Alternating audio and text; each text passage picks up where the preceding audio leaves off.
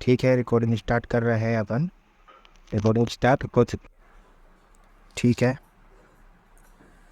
चलो तो पढ़ना स्टार्ट करते हैं फिर, है ना। आधुनिक काल पढ़ना था आज हमको, है ना। बहुत बढ़िया। तो देखो, आप सबको पता है कि आधुनिक काल, है ना, अपने आप में शब्द से जैसा कि पता चल रहा है कि आधुनिक, ठीक है ना, यानी कि कोई भी चीज़ का आधुनिक भाव बहुत से संबंधित चीज़ होना, है ना। कोई भी पुरानी परिपाटी को छोड़कर नया कुछ होने के ढंग को हम आधुनिकता से समझ सकते हैं, ठीक है ना। और भी आधुनिकता इस समझ में भी समझ सकते हैं कि जो उस समय का जो काल था, यानी कि वर्तमान के परिप्रेक्ष्य में कुछ होने वाले ऐसे चेंजेस जो कि सर्वथा कभी नहीं हुए, या जो एक बहुत बड़ी क्रांति के साथ आकर एक ऐसी क्रांति से पैदा होने वाला जो परिवर्तन होता है, उसे भी हम आधुनिकता के साथ जोड़ के देख सकते हैं। और उस आधुनिक काल के जो हमने विशेष संदर्भ समझे थे कि क्या क्या विशेष संदर्भ थे, तो उसका मोटा मोटा कारण हमारे सामने यही निकल के आया था कि जो हमारा देश था वो पहले किस प्रकार से आदिकाल में हम देखते थे कि हमारे राजा जितने भी थे वो सब सम्राट बन के रहते थे। धीरे धीरे मुगलों का आगमन हो गया और फिर मुगलों का आधिपत्य हो गया, लेकिन मुगलों का भी धीरे धीरे पतन हो रहा था कहीं ना कहीं पे। और उस समय ईस्ट इंडिया कंपनी वाले आ गए भारत में और उन्होंने अपना धीरे धीरे अपना कारोबार स्टार्ट कर दिया। वो तो वैसे भी यहाँ पर डील करने के लिए आए थे, व्यापार वगैरह करने के लिए, बिजनेस के लिए, मसाले वगैरह का कारखाना स्टार्ट कर दिया। लेकिन वो ईस्ट इंडिया कंपनी का जो कहीं ना कहीं जो दारोमदार जो था ना, उनका जो हाथ था हमारे भारत में, वो इतना बढ़ गया कि जो ब्रिटिश था ना, ब्रिटिश यानी कि जो वो मेन जो उनका देश जहाँ से वो आए थे, लंदन इंग्लैंड वगैरह, तो उन्होंने सोचा कि यार ये जो 4-5 बंदे हैं, या वो पूरी एक टीम थी वो बड़े बड़े अमीर लोगों की, तो वो वाले कि इस देश पे कब्जा नहीं कर ले, पता चले अपन से बढ़िया वाला देश बना ले वहाँ जाके, ये है ना। तो उन्होंने क्या किया, ईस्ट इंडिया कंपनी को, जो कंपनी थी उसको ब्रिटिश जो शासन था ना विक्टोरिया का, उसने ले लिया अपने अंडर के, तुम टेंशन मत लो, अब मैं आ गई हूँ, अब ये मेरे हाथ में है। तो उस समय क्या लगा कहीं ना कहीं प्रताप नारायण मिश्र को, इधर से भारतेंदु को, कि अब ये आ गई, ये भाई साहब, ये महारानी है, ये साक्षात लक्ष्मी का अवतार है का, अब ये सब पक्का बढ़िया करेगी ऐसा है बिल्कुल। इसलिए आपको बहुत बार ऐसी कविताएं मिलेंगी जिसमें विक्टोरिया महारानी की तारीफ की गई है, और जो ये ब्रिटिश संस्कृति इसकी तारीफ की गई है। ये द्वंद्व मिलता है कहीं ना कहीं, इसमें कोई वो कमी नहीं है। तो ये सब चीज़ें हो गई। उसके बाद इन्होंने अपनी आर्मी स्टार्ट कर दिया भारत में, अपना जुडिशरी जिसे बोलते हैं, जज वगैरह, पुलिस वगैरह, सेना वगैरह सब। यानी कि कुल मिला के बात ये है कि यहाँ पे इंडिया में जो भी काम होता था, सबके ऊपर जो एक चीज़ थी ना, या जो हेड होता था, वो इनका ही होता था, ब्रिटिश शासन का। क्योंकि इनको पता चल गया था कि इंडिया की जो जीडीपी है ना, इंडिया की, यानी कि जो इंडिया का जो पैसा है ना, वो बहुत ज़्यादा एकदम लार्जेस्ट अमाउंट में है, बहुत ज़्यादा मात्रा में। हमारे यहाँ तो उसका आधा भी नहीं है। ब्रिटिश वालों को पता चल गया था उनको कि वहाँ पे जो अर्निंग के जो सोर्सेस है बहुत ज़्यादा है। उसके बाद क्या किया इन्होंने, जैसे तैसे राजाओं को, पहले तो जो राजाओं की जो डिमांड रहती थी उसको एक्सेप्ट कर लिया पहले तो अंग्रेज़ों ने, कि चलो ठीक है, तुम जो कह रहे हो हम मान लेते हैं। इस प्रकार से उनको ये सारी मांगों को स्वीकार कर लिया।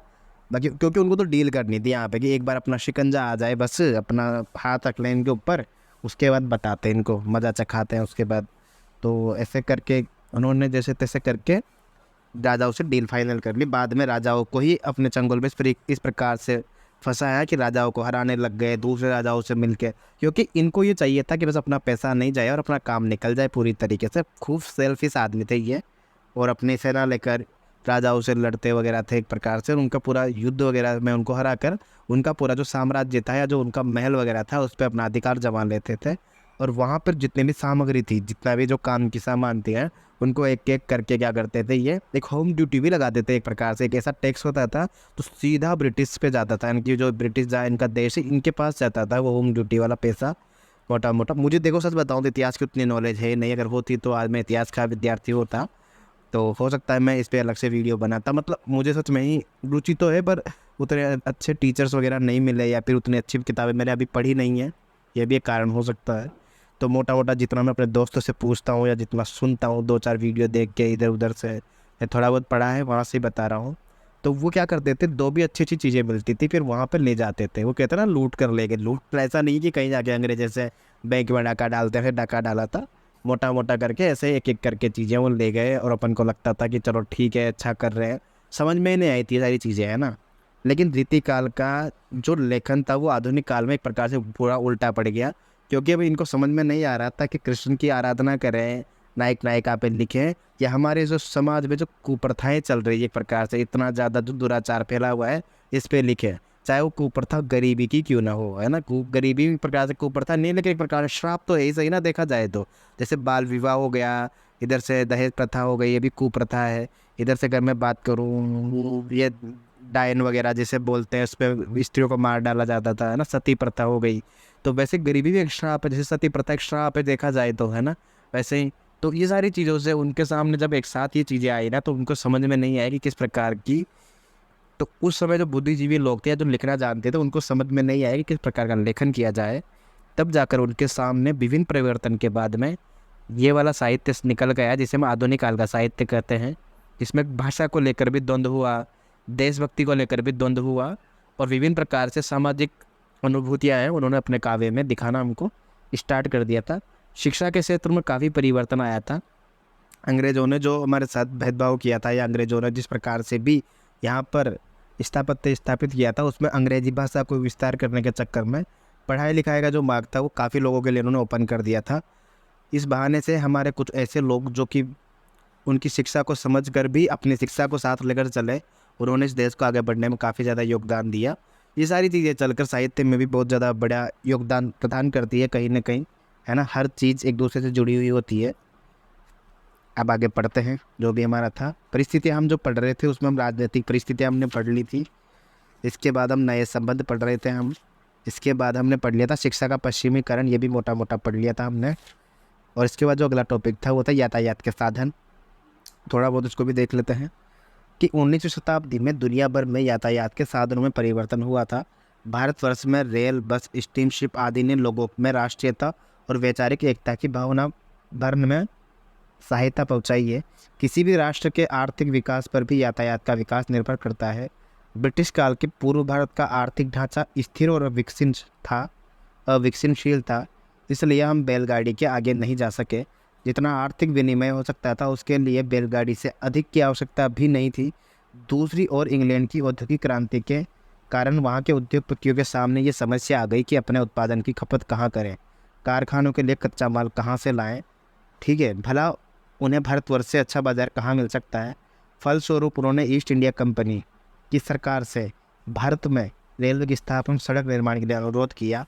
लॉर्ड डलहौजी ने रेल निर्माण योजना के मूल में निहित आर्थिक आवश्यकताओं का उल्लेख स्वयं किया है।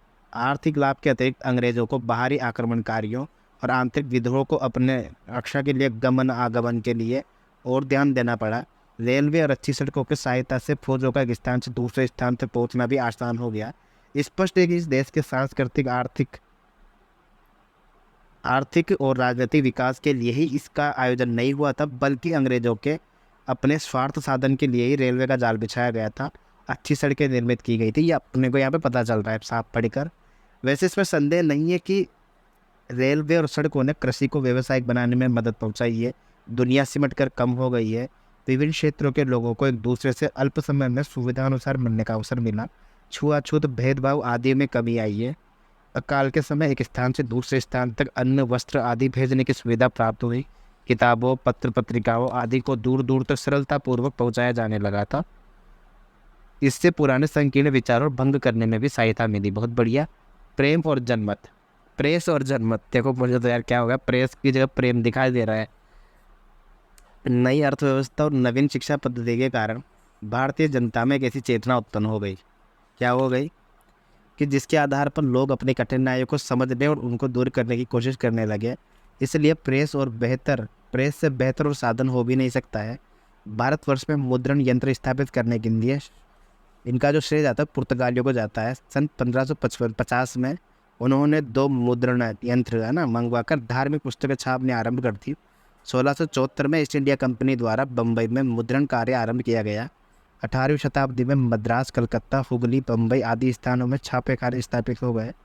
अंग्रेजों और मिशनरियों ने समाचार पत्र निकाले, किंतु अपने देश के संदर्भ में पत्र निकालने की जो सबसे पहले पहल की थी वो राजा राममोहन राय ने की थी। ये आप सबको याद होगा ही सही। 1821 में उनके सहयोग से संवाद कौमुदी नामक साप्ताहिक बांग्ला पत्र प्रकाशित हुआ था।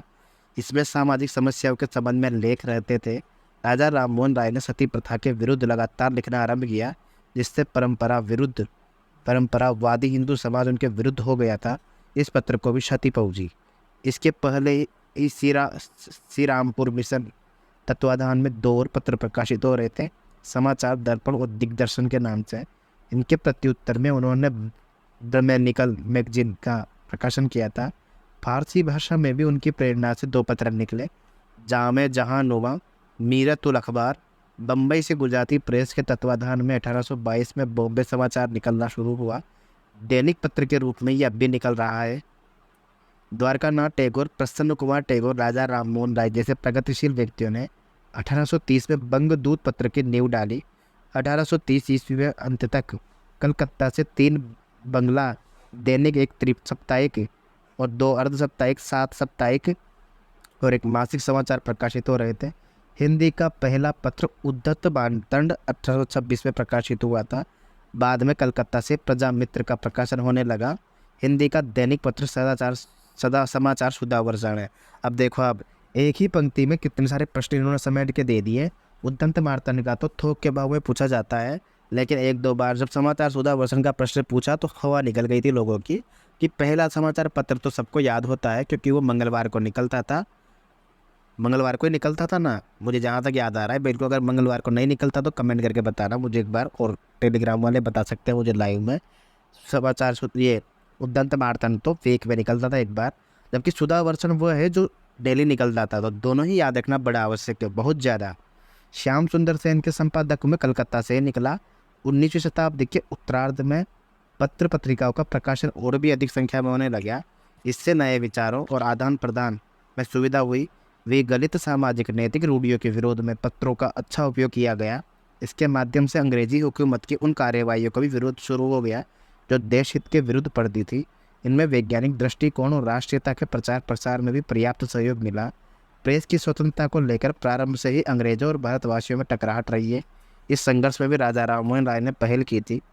एडम के समय में प्रेस की स्वतंत्रता पर जो आक्रमण हुआ उसके विरोध में उन्होंने अपने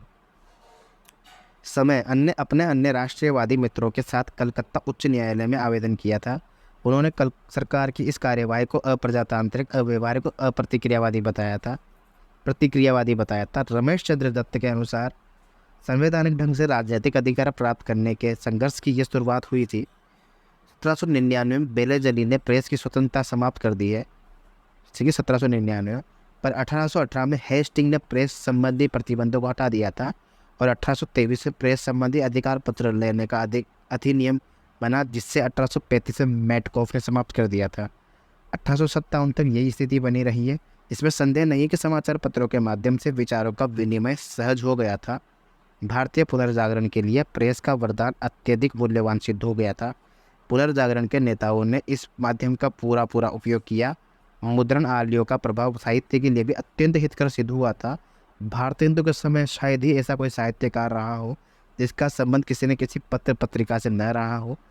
पत्र पत्रिकाओं में साहित्यिक रचनाओं के प्रकाशन के साथ साथ ही समसामयिक समस्याओं पर भी प्रकाश डाला जाता है। इस प्रकार उनके प्रकाशन का अर्थ था दूसरों की समस्याओं में साझेदारी करना, उनको लेकर नई नई वैचारिक भूमियाँ तैयार करना। ये पत्र पत्रिकाएँ एक और जनतांत्रिक भावनाओं का पोषण कर रही थी तो दूसरी ओर समाज की रूढ़ियों का प्रहार कर रही थी। राष्ट्रीय चेतना के निर्माण में महत्वपूर्ण योगदान दे रही थी। मुद्रण यंत्र के कारण साहित्य में व्यक्तिगता की भावना आ गई थी। इससे पूर्व साहित्य सामान्यतः शुद्ध हुआ करता था, बहुत बढ़िया, उसके तो शुद्ध हुआ करता था। जाहिर सी बात है, हम जब किसी को सुनाने के लिए लिखेंगे तो हम उसमें अपने मन का कम और सामने वाले के सुनने की रुचि का ज़्यादा लिखेंगे। तब देखो, जब यहाँ पर पत्र पत्रिकाएँ आ जाएंगी तो इंसान में व्यक्तिगता बढ़ेगी या नहीं बढ़ेगी? बढ़ जाएगी ना। अब इंसान अपने मन का लेखन कर पाएगा। इसलिए साहित्यकारों के लिए आवश्यकता कि अपने श्रोताओं की रुचियों का ध्यान रखें। देखो क्या देखो, उसमें लिखा हुआ है कि इससे पूर्व सामान्यतः शुद्ध हुआ करता था, उसके प्रशंसकों की संख्या भी सीमित थी। इसलिए साहित्यकारों के लिए आवश्यकता कि अपने श्रोताओं की रुचि का ध्यान रखते पर छापेखाने ने सारी स्थिति पलट दी। देखो यार, कितनी बढ़िया सेम टू सेम बात कही है इन्होंने भी, जब मैंने कही थी अभी, है ना। अपन नगेंद्र वाली पुस्तक पढ़ रहे हैं, पेज नंबर 409 पर, आधुनिक काल की पूर्व पीठिका। अब साहित्यकारों सामाजिक का सीधा संबंध नहीं रह गया था। मुद्रण के माध्यम से वो एक दूसरे से संबंध हो गए थे। इस माध्यम से साहित्यकार को अवसर दिया गया कि बहुत कुछ व्यक्तिगत भी अभिव्यक्त कर सकता है। मुद्रण यंत्र के आविष्कार के पूर्व साहित्य में व्यक्तिगता का समावेश बहुत कम था। पर बाद में भारतीय हिंदू और उनके सहयोगियों ने वैयक्तिक निबंधों में इस प्रवृत्ति का समावेश प्रचुर मात्रा में देखा जा सकता है। आधुनिक युग की साहित्यिक मुद्रण कला के कारण अपने रूप, रंग, अभिव्यंजना, प्रभाव, अनविति आदि में मध्यकालीन साहित्य में पृथक और स्वतंत्र रूप से अस्तित्ववान हो गया है। आधुनिक काल में के साहित्य में जो वैविध्य, वैयक्तिक कल्पना, छवियाँ, बौद्धिकता और प्रयोगात्मकता आई है, उसका आंशिक दायित्व छापेखाने पर भी है। छापेखाने के अभाव में परिवर्तमान अभिरुचियों और संवेदनाओं का आकलन संभव नहीं था। साहित्य और कला संबंधित वादों, आंदोलनों आदि को रूपायित करने में इनका महत्वपूर्ण योग है। अब आता है भारतीय जागरण, जिसे बोलते हैं पुनर्जागरण या जागरण भी कर सकते हैं, रेनेसां जिसे कहते हैं ना। ब्रिटिश राज्य स्थापना के कारण भारत की अर्थनीति, देखना अब क्या लिखा हुआ है पश्चिम की चुनौती वाले में, कि ब्रिटिश राज्य स्थापना के कारण भारत की अर्थनीति, शिक्षा पद्धति, यातायात के साधनों आदि में बुनियादी परिवर्तन हो गए थे। इसके फलस्वरूप समाज का जो आधुनिकीकरण आरंभ हुआ था वो पुराने धार्मिक संस्कारों, रीति नीतियों, संगठनों के मेल नहीं था। नए यथार्थ और पुराने संस्कार के बीच में सामंजस्य की आवश्यकता महसूस की जाने लगी थी। इस सामंजस्य के साथ ही नए भारतीय समाज के निर्माण की प्रक्रिया भी आरंभ हो गई थी। यह उल्लेखनीय है कि पूंजीवादी अर्थव्यवस्था वैयक्तिक स्वतंत्रता पर आधारित होती है, जबकि पूर्व पूंजीवादी समाज में वैयक्तिक स्वतंत्रता के लिए कोई स्थान नहीं होता था। यहाँ व्यक्ति जन्म और लिंग के आधार पर एक विशेष सामाजिक व्यवस्था का अंग हो गया था। नया पूंजीवाद समाज जाति, संयुक्त परिवार आदि के बंधनों से मुक्त होकर विकसित हो सकता है। कहना न होगा कि भारतीय पुनर्जागरण के मूल में वैयक्तिक स्वतंत्रता का विशेष महत्व है। आधुनिक युग में ब्रह्म समाज, प्रार्थना समाज और आर्य समाज ने पुराने धर्मों को नए समाज के अनुरूप ढालने का प्रयास किया है। ब्रह्म समाज और प्रार्थना समाज ने तो नए परिवर्तनों को स्पष्ट रूप से अंगीकार कर लिया है, पर आर्य समाज ने वैदिक धर्म के मूल स्वरूप को बनाए रखना चाहता था। किंतु इसका अर्थ ये कदापि नहीं है कि आर्य समाज ही वैदिक युग की रीति रिवाजों को लौट जाना चाहते थे। नहीं, कितनी स्पष्ट बात कही है इन्होंने, कितनी बढ़िया तरीके से। मध्यकाल में नए परिवेश के फलस्वरूप जाति प्रथा, छुआछूत, बाह्य आडंबर आदि के विरोध में भक्ति आंदोलन उठ खड़ा हुआ था। देखो कितनी अच्छी बात है, मध्यकाल की बात कर रहे हैं यहाँ पे ये, कि नए परिवेश के फलस्वरूप जाति प्रथा, छुआछूत, बाह्य आडंबर के विरुद्ध भक्ति आंदोलन उठ खड़ा हुआ था। मुसलमानों के प्रतिष्ठित हो जाने पर इस आंदोलन के माध्यम से सामंजस्य का प्रयास दिखाई पड़ा, किंतु नए युग में नए प्रकार के सामंजस्य की आवश्यकता हुई। मध्यकाल का सामंजस्य भावनामूलक था। उस काल में बहुत से भक्त और संत अंतर्विरोधों के शिकार भी थे, पर अब भावना से काम नहीं चल सकता है। उसके स्थान पर तर्क, विवेक और बुद्धि से काम लेना अनिवार्य हो गया था। ब्रह्म समाज, प्रार्थना समाज, Ramakrishna mission, Arya Samaj, theosophical society की मान्यताएं बहुत कुछ बुद्धि, विवेक और तर्क पर ही आधारित थी। आधुनिक भारत की नींव का पहला पत्थर रखा था राजा राममोहन राय ने, है ना। कितना इंपॉर्टेंट है ना ये सब चीज़ें यार। अब लग रहा होगा कि हम हिंदी साहित्य पढ़ रहे हैं, जान पहचान वाला आ रहा है, इतनी देर से तो पता नहीं क्या चल रहा था, इतिहास का टॉपिक नहीं। तभी तो हिंदी साहित्य का इतिहास शब्द जुड़ा हुआ है इसमें। नहीं, मतलब कुछ चीज़ें तो मेरे तकिया कलाम बन गई है। मुझे भी नहीं पता कितनी चीज़ें रिपीट करता हूँ मैं, है ना ये भी। और ऐसे ही जब मैं हाड़ होती ही बोलता हूँ अपनी लोकल लैंग्वेज, उस पर भी बहुत सारे शब्द ऐसे हैं जो रिपीट करता हूँ, सामने वाले फिर मेरे मजाक बनाता है। आधुनिक भारत की नींव का पहला पत्थर राजा राममोहन राय ने रखा था। आधुनिकीकरण के संदर्भ में भी इन्होंने 1828 में ब्रह्म समाज की स्थापना की थी।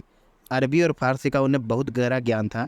अरबी अनुवाद के माध्यम से वे अफलातून, अरस्तु, प्लेटो आदि की यूनानी विचारकों से परिचित हुए थे वो। और बनारस जाकर उन्होंने कुछ वर्षों तक गीता, उपनिषद आदि का भी गहन अध्ययन किया था। उनकी विचारधारा पर इस्लामी एकेश्वरवाद का स्पष्ट प्रभाव देखा जा सकता है। ईसाई धर्म से भी वो कम प्रभावित नहीं थे। ये समस्त विचारधारा इन्होंने औपनिषदिक दर्शन में मिल गई थी। विशेष रूप में तैत्तरीय उपनिषद और कौशितकी में इन्होंने अध्ययन किया। कर्मकांड और अंधविश्वास का विरोध करने के लिए उन्होंने उपनिषदों का उपयोग किया और मूर्ति पूजा को धर्म का बाह्य आडंबर माना। आज से 150 वर्षों पहले तो वे अकेले व्यक्ति थे जो अंधश्रद्धा और रूढ़ियों के विरुद्ध लड़ रहे थे। उनकी विचारधारा में तर्क की प्रधानता थी, जो लोक, होम और रूसों के अनुरूप थी। उनके नेतृत्व में ब्रह्म समाज ने कई प्रकार की कुरीतियों पर प्रहार किया था। जाति प्रथा को उन्होंने अमानवीय और राष्ट्रीयता विरोधी कहा था। सती प्रथा के विरोध उन्होंने प्रयास सर्वदा स्मरणीय रहेगा। उन्होंने विधवा विवाह अथवा स्त्री पुरुष के समानाधिकार का समर्थन किया और संदर्भ विशेष में पाश्चात्य संस्कृति को भी मूल्यवान कहा। क्या क्या कहा है? संदर्भ विशेष में, है ना, अर्थात जो काम की चीज़ें अगर वहाँ है ना तो वो भी अगर हम ग्रहण कर लेंगे ना उस पर कोई कमी नहीं आ जाएगी, है ना। और जाति प्रथा, उनको उन्होंने विधवा विवाह, स्त्री पुरुष के समान अधिकार का समर्थन किया। संदर्भ विशेष में पाश्चात्य संस्कृति को भी मूल्यवान समझा, इसलिए उन्होंने शिक्षा प्रणाली के प्रसार में योग दिया और ब्रिटिश राज्य की अच्छाइयों की प्रशंसा की। वस्तुतः 19वीं सदी के पूर्वार्ध तक अंग्रेजों ने जो कुछ किया है उसे ऐतिहासिक दृष्टि से प्रगतिशील ही कहा जाएगा। ब्रह्मा समाज को देवेंद्रनाथ टैगोर और केशव चंद्र सेन ने आगे बढ़ाया। देवेंद्रनाथ वेदों की अपौरुषेयता पर विश्वास नहीं करते थे, उनकी आस्था अंत प्रज्ञापराधिक थी। केशव चंद्र सेन बहुत कुछ प्रयोगवादी थे, उन्होंने ब्रह्म धर्म के प्रसार को दूर दूर तक यात्राएं की। उनकी प्रेरणा के फलस्वरूप मद्रास में वैद्य समाज और बम्बई में प्रार्थना समाज की स्थापना हुई। देखो इनके प्रेरणा से, है ना। यानी कि अगर हम प्रार्थना समाज की बात करेंगे अगर ऑप्शन में, तो हम किसके पास जाएंगे? केशव चंद्र सेन के पास। लेकिन हम जब ब्रह्म समाज की बात करेंगे तब हम राजा राम मोहन राय के पास जाएंगे। ये ऑप्शन हर बार आता है, छोटे मोटे एग्जाम हो चाहे बड़ा बड़ा एग्जाम हो, ये प्रश्न यहाँ से आएगा ही आएगा, क्योंकि 4-5 समाज है जो हमारे सिलेबस का पार्ट नहीं होते हुए भी एक अहम हिस्सा होते हैं ये, ठीक है ना। इसके बाद हम पढ़ रहे थे प्रयोगवादी हो ही गया, है ना।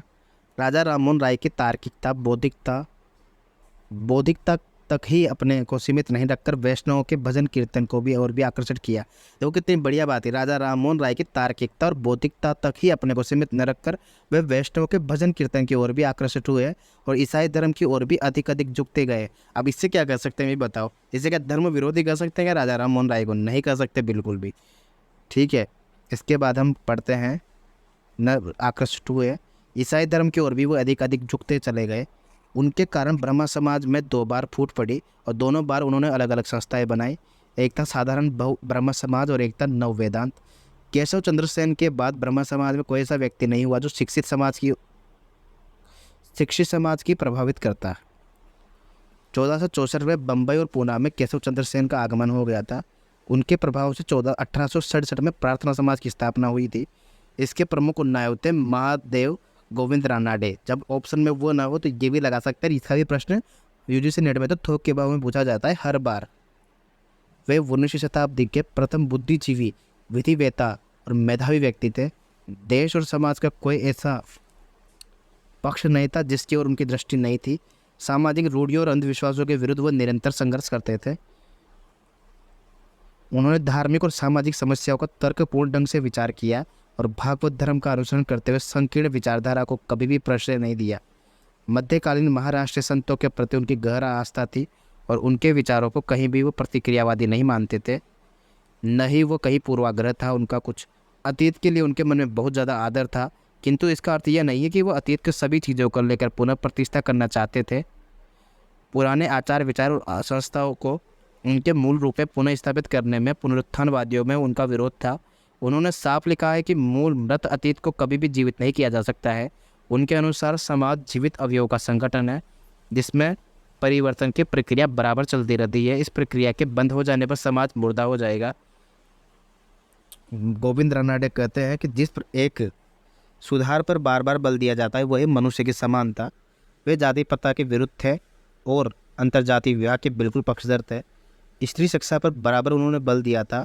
उनके वस्तुनिष्ठ दृष्टिकोण और तर्क पद्धति, सामाजिक परिष्कार के प्रति अभिरुचि आदि से स्पष्ट है कि वो पाश्चात्य विचारधारा से बिल्कुल प्रभावित थे, किंतु पाश्चात्य मत को उन्होंने बिना तर्क के स्वीकार नहीं किया है। दूसरे शब्दों में वो भारतीय संस्कृति को नवीन वैज्ञानिक विचारधारा के अनुरूप ढालने का प्रयत्न कर रहे थे। ये 2-4 चीज़ें हमने पढ़ी, महत्वपूर्ण थी, इम्पोर्टेंट भी थी और आसान भी थी और बहुत काम की भी थी। रामकृष्ण मिशन की स्थापना रामकृष्ण परमहंस के देहावसान के बाद विवेकानंद ने की है, यही पूछा जाता है बिल्कुल। रामकृष्ण परमहंस अपने व्यक्तित्व में परमहंस थे। उनके संबंध में कहा जाता है कि इनका गरीब, अपढ़, गवार, रोगी, अर्धमूर्ति पूजक, मित्रहीन हिंदू भक्त ने बंगाल को पूरी तरह से हिला दिया था।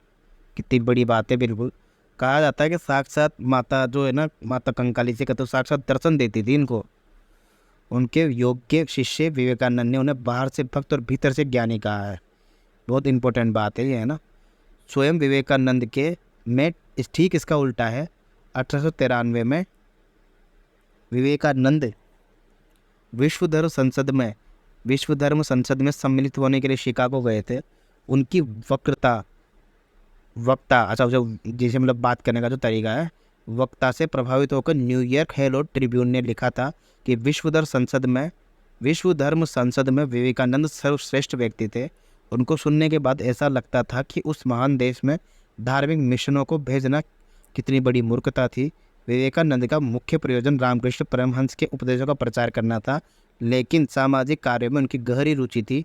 मानवीय समता के विश्वासी होने के कारण उन्होंने जाति, संप्रदाय, छुआछूत आदि का विरोध किया। जब मानवीय समता का जो विश्वासी रहेगा वही सब चीज़ों का विरोध अपने आप करेगा। गरीबों के प्रति सहानुभूति बहुत ज़्यादा प्रगाढ़ थी। शिक्षित समुदाय और उच्च वर्ग की भर्त्सना उन्होंने जरूर की है। कहा है कि जब तक देश के हजारों लोग भूखे हैं, अज्ञानी हैं, मैं प्रत्येक शिक्षित वर्ग को धोखेबाज कहूँगा। गरीबों के पैसों से पढ़कर भी उनकी और तनिक भी ध्यान नहीं देते। उच्च वर्ग शारीरिक और नैतिक दृष्टि से मर चुका है। उनके अनुसार धर्म यह है, वह है जो शारीरिक, बौद्धिक और आध्यात्मिक शक्ति दे, जो आत्मसम्मान दे, राष्ट्रीय गौरव प्रदान करने की सहायता करे। विवेकानंद ने हीनता की भावना से ग्रस्त देश को यह अनुभव कराया कि देश की संस्कृति अब भी अपनी श्रेष्ठता में अद्वितीय है। इस देश का आध्यात्मिक चिंतन असमानांतर है। आध्यात्मिक स्तर पर मनुष्य की समता, एकता, बंधुत्व और स्वतंत्रता की ओर हमारा ध्यान आकर्षित किया। पश्चिम की भौतिकता से चमत्कृत देशवासियों को पहली बार ये एहसास हुआ कि हमारी अपनी परंपरा में कुछ ऐसी वस्तुएं हैं जिन्हें संसार के सबक गौरवपूर्ण ढंग से रखा जा सकता है। गुजरात, उत्तर प्रदेश और पंजाब में आर्य समाज का प्रभाव पैदा हुआ। इन प्रदेशों का स्वभाव बंगाल से थोड़ा भिन्न था। बंगाल की भावुकता के स्थान पर इन्हें पौरुष और अखंडता अधिक प्रिय थी। बंगाल और महाराष्ट्र के पुनर्जागरण में मध्यकालीन संतों की वाणी का भी योगदान रहा, पर आर्य समाज में उनका कोई स्थान नहीं है। अब आर्य समाज के संस्थापक कौन है? दयानंद सरस्वती। तो 1867 में दयानंद सरस्वती ने बम्बई में आर्य समाज की स्थापना की है। दयानंद असाधारण व्यक्ति थे। वे संस्कृत के अनन्य विद्वान और वाग्मी और अत्यंत मेधावी थे। उनका व्यक्तित्व अतिशय दृढ़ और असमझौतावादी था। उनके विचारों में कहीं कहीं भी अस्पष्टता और रहस्यवादिता नहीं मिलेगी। उन्होंने आर्य समाज के लिए वेदों का आधार बनाया। उनके अनुसार वेद अपौरुष हैं और वैदिक धर्म ही सत्य और सार्वभौम है। सामाजिक और नैतिक मूल्यों को देखते हुए आर्य समाज ने एक आचार संहिता बनाई थी। इसमें जाति भेद और मनुष्य या स्त्री पुरुष में असमानता के लिए कोई स्थान नहीं था। निश्चय ही ये एक लोकतांत्रिक सृष्टि थी। वैदिक धर्म के व्याख्याता होने के बावजूद स्वामी दयानंद समाज की भौतिक उन्नति के लिए पाश्चात्य ज्ञान विज्ञान की शिक्षा को अवश्य मानते थे। इसलिए 1886 में द एंग्लो वैदिक कॉलेज की स्थापना की उन्होंने, और आगे चलकर प्रत्येक महत्वपूर्ण स्थान पर दयानंद स्कूल कॉलेज खोले गए थे। आर्य समाज ने राष्ट्रीय विचारधारा को आगे बढ़ाने के लिए आश्चर्यजनक योगदान किया। कुछ समय तक ब्रिटिश सरकार इसे दबाने के लिए भरपूर चेष्टा करती रहे, किंतु उत्तर भारत के आचार विचार, रहन सहन और साहित्य संस्कृति पर आर्य समाज का गहरा प्रभाव पड़ा। गद्य की भाषा के परिष्कार में भी इस आंदोलन का बहुत ज़्यादा योगदान था। अस्पृश्यता पर जितना प्रबल आघात इस आंदोलन ने किया था उतना और किसी ने नहीं किया था। आर्य समाज का प्रसार मुख्यतः मध्य वर्ग के बीच हुआ था, इसलिए इसका कार्य अधिक क्रांतिकारी सिद्ध हो गया था। इसकी कार्य पद्धति प्रगतिशील रही। जहाँ तक मानवीय समता, अस्पृश्यता आदि का संबंध है, इसे अवश्य प्रगतिशील माना जाएगा। इसके बाद अगली सोसाइटी अपन बनेगी थियोसॉफिकल सोसाइटी। थियोसॉफिकल सोसाइटी की स्थापना 1875 में मैडम ब्लावस्तु और ओलकाट द्वारा न्यूयॉर्क में हुई थी।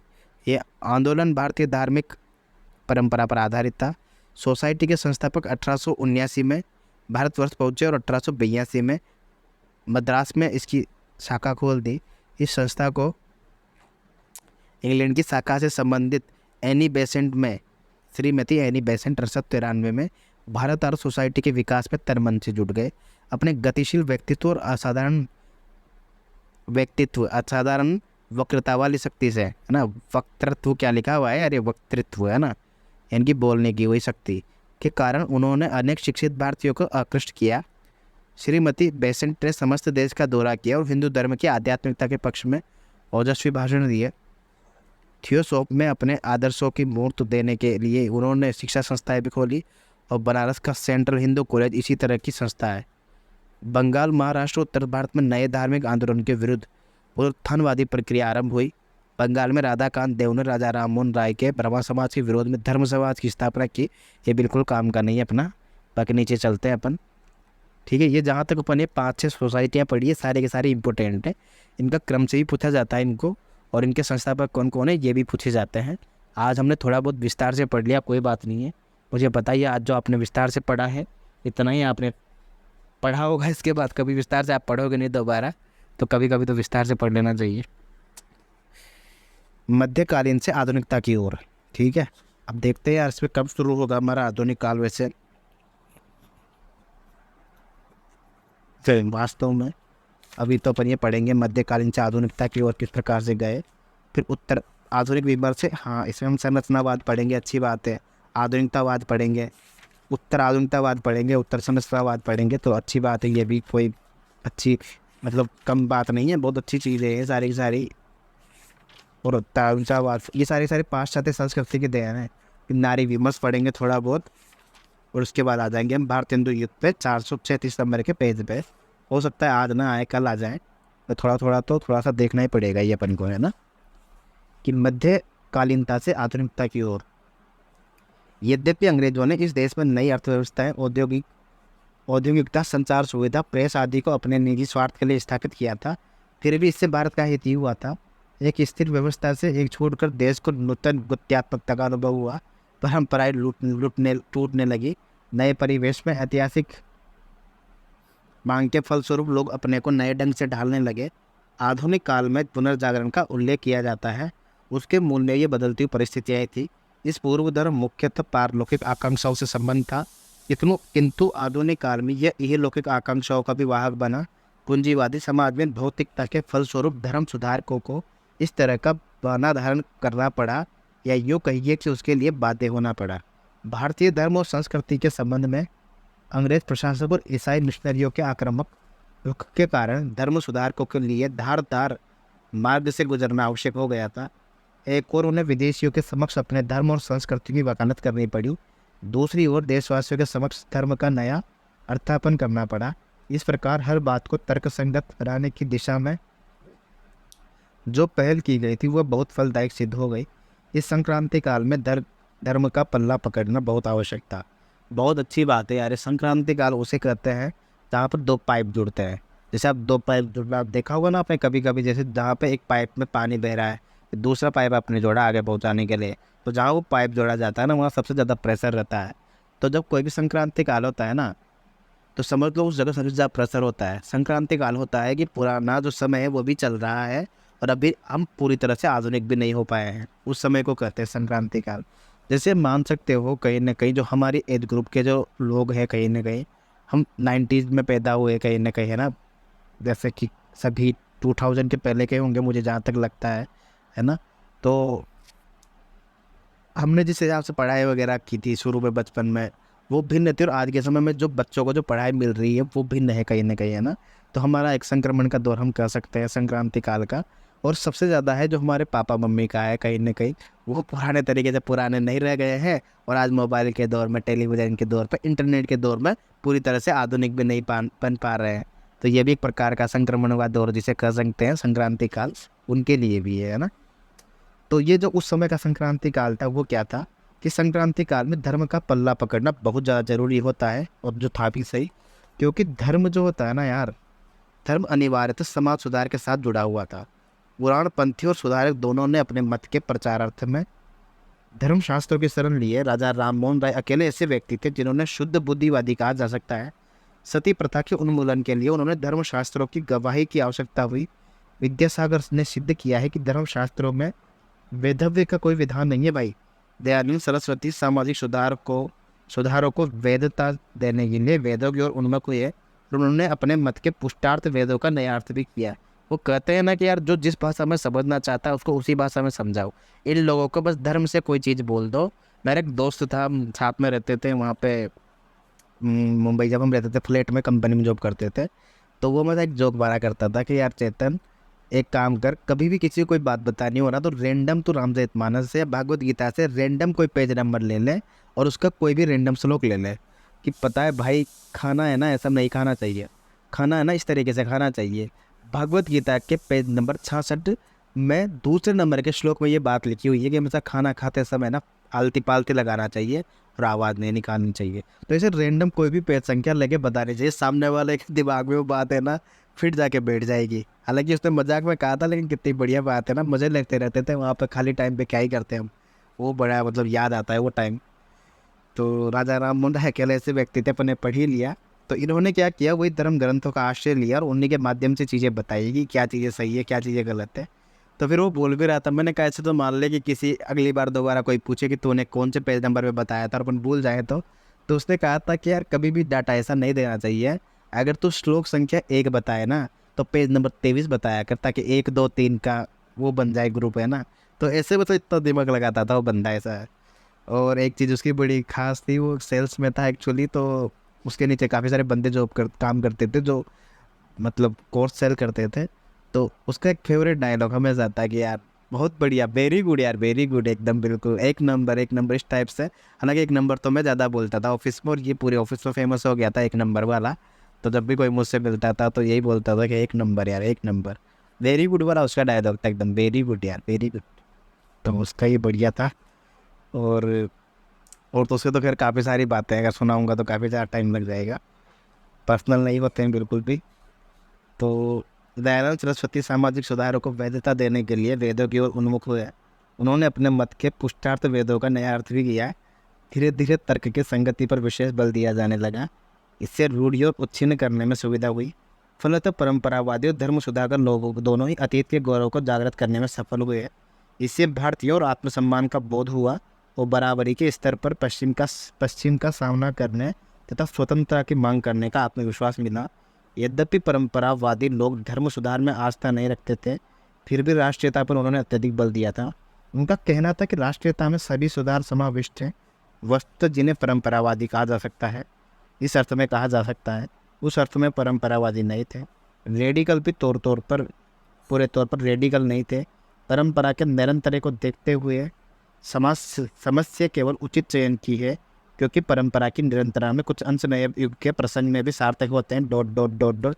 क्या है यार, कुछ चीज़ें तो एकदम समझ में ही नहीं आती, मतलब इतना काम का है नहीं। ये बता रहा है कुल मिला के बात यह है कि मध्यकाल से आधुनिकता की ओर हम कैसे उन्मुख हुए हैं, क्या क्या चेंजेस हमारे अंदर, क्या क्या हमारे चेंजेस हमारे माइंड सेट के अंदर आए थे, तो जिससे हम उस प्रकार के कमरे से इस प्रकार के कमरे में एंटर कर रहे हैं।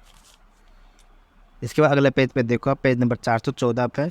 तो यहाँ पे हम पढ़ेंगे, ये हो जाएगा हेमंत श्रीनिवास, ये भी छोड़ो आप। हाँ, ये बता रहा है कि किस प्रकार से हमने उनके शिक्षा प्रणाली को अपना लिया, संचार को अपना लिया, है ना, पढ़ाई लिखाई को, और भी बहुत सारी चीज़ें हैं जैसे कि कपड़े लत्ते वगैरह, ये सब हो गए ना, इनको हो गया। नीचे दे रखा है अंतिम पैराग्राफ इसका कि आर्य समाज प्रभृति उपयुक्त आंदोलन में से अधिकांश के अंतर्विरोध दिखाई पड़ता है। इनके आदर्श और व्यवहार में सर्वत्र एक रूपता नहीं मिलती है।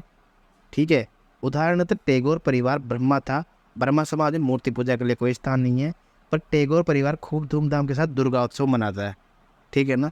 तो वही वाली बात है यार कि कोई भी चीज़ जो है ना उसको जड़ नहीं बनाना चाहिए, रूढ़ नहीं बनाना चाहिए। वो मूर्ति पूजा का विरोध क्यों करते थे बताओ। अब आप सबको पता है कि मूर्ति पूजा का विरोध वो उतने तक ही करते थे जितने का तक विरोध कबीर करते थे। मानव भगवान को तो वो भी मानते ही थे ना। मूर्ति पूजा का इसलिए कि यार रूढ़ मत हो जाओ। कुल मिला के बात ये है कि फिर पता चला कि हर गली मोहल्ले के पत्थर पे तुम सर झुका के जा रहे हो, वो वाली बात हो जाती है कहीं ना कहीं, है ना। मतलब मूर्ति भी वो होती है ना यार, जिसको अपन क्या बोलते हैं, जिसमें प्राण प्रतिष्ठा की हुई होती है ना, जिनमें प्राण फूंक दिया जाता है। वरना पत्थर तो पत्थर होता है, लेकिन पत्थर में और मूर्ति में यही फर्क होता है। इसके बाद क्या होता है, हाँ, ब्रह्मा समाज में मूर्ति पूजा के लिए कोई स्थान नहीं था, लेकिन टैगोर परिवार वाली पढ़ी ली अपन ने। ये पैराग्राफ हो जाए फिर एक काम की बात बताऊंगा आपको कि आर्य समाज में वर्ण व्यवस्था जन्मना नहीं थी, कर्मणा मानी जाती है। पर आर्य समाजियों में ऐसे बहुत कम लोग मिलेंगे जो जाति के बाहर विवाह संबंध स्थापित करने का संकोच अनुभव न करते हों। दूसरा अंतर विरोध यह था कि राजा राममोहन राय, रानडे आदि बहुत सारे लोग ब्रिटिश राज्य को देश के लिए वरदान समझते थे, लेकिन प्रजा के दोहन, शोषण आदि का विरोध करते थे। समाज में एक और संस्कृतिकरण बढ़ रहा था तो दूसरीकरण, लौकिकीकरण भी बढ़ रहा था। बहुत बढ़िया, बहुत बढ़िया ये यहाँ पे कही है। अब मैं आपको एक बहुत अच्छी बात बताता हूँ, या सच बता रहा हूँ, अगर आप जिंदा हो तो सारे लोग जो मुझे टेलीग्राम पे सुन रहे हैं वो सारे, एक उपन्यास है रविंद्रनाथ टैगोर जी का, गोरा नाम से, है ना। आशा करता हूँ काफ़ी सारे लोगों ने तब जरूर पढ़ा होगा। जिन्होंने नहीं पढ़ा, अगर कभी ज़िंदगी में ब्रह्म समाज को और हिंदू समाज को अच्छे से समझना होना और रविंद्रनाथ टैगोर जी के मानसिकता को समझना हो, तो इस उपन्यास को जरूर पढ़ना। ये ठीक ठीक वैसा ही उपन्यास है जिस प्रकार से उसने कहा था, कहानी में प्रेम शब्द का उल्लेख मात्र भी नहीं है, लेकिन प्रेम की सर्वोत्कृष्ट, मतलब आदर्श प्रेम की एक उत्कृष्ट कहानी है ना, और प्रेम शब्द का उल्लेख मात्र भी नहीं है।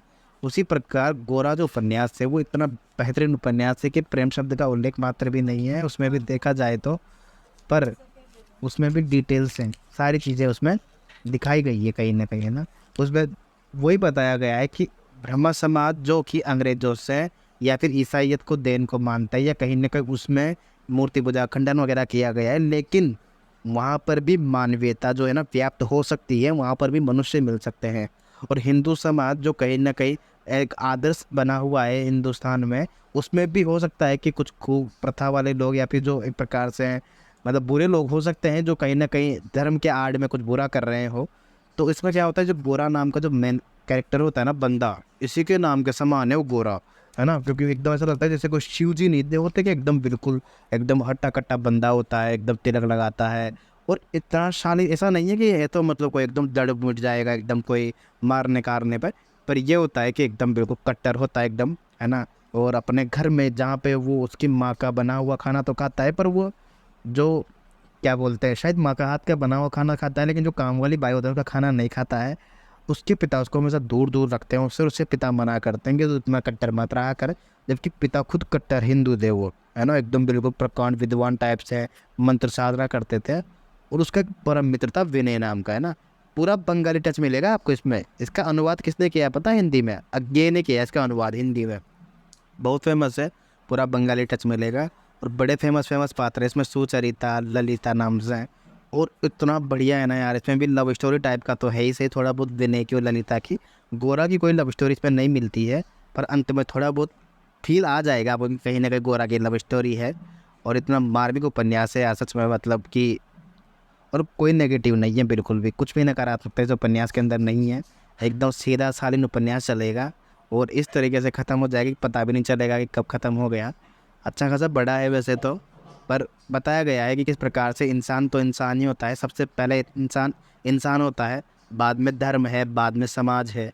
बाद पहले वो अगर इंसान के धर्म को समझ ले और इंसान का क्या क्या मौलिक कर्तव्य है अगर वो समझ ले, तो किसी प्रकार के धर्म को समझने की आवश्यकता नहीं है। क्योंकि जिस ब्रह्मा समाज को वो नफरत करता है ना गोरा, बाद में उसी के एक बहुत अच्छे आदमी से, जिसे ब्रह्मा समाज का होता है वो भी ब्रह्मा समाज वालों ने बाहर कर रखा है ब्रह्मा समाज से, उसको गुरु बना देता है अंत में।